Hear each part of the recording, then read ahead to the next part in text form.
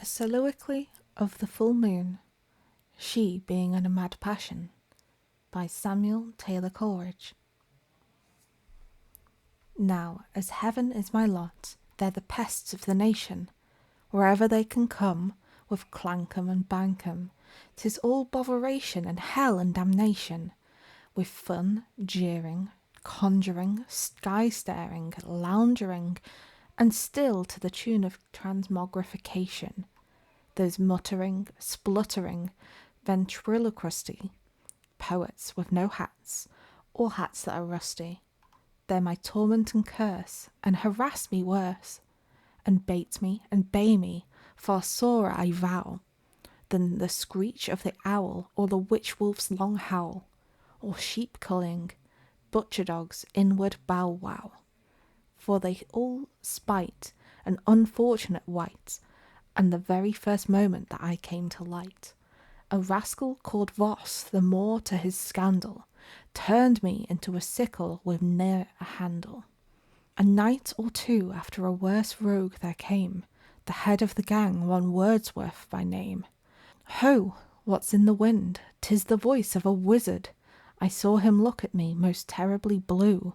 He was hunting for witch rhymes made from great A to Izzard, and soon as he'd found them, made no more ado, but changed me at once to a little canoe.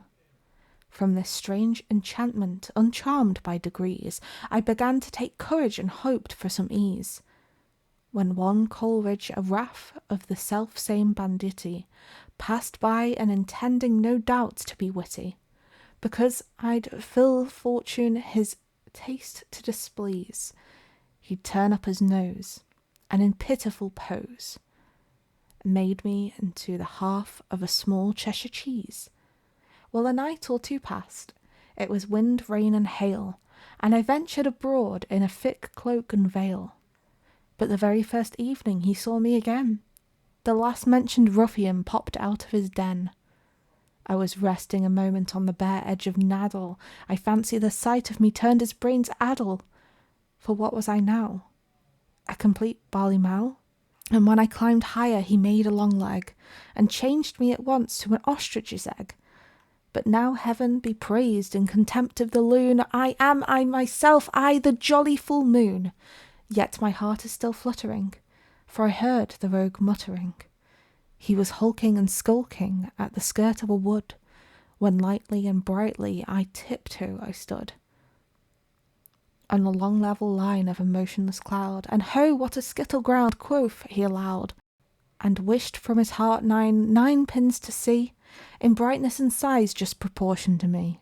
So I feared from my soul that he'd make me a bowl, but in spite of his spite, this was more than his might, and still heavens be praised in contempt of the loon, I am I myself, I the jolly full moon.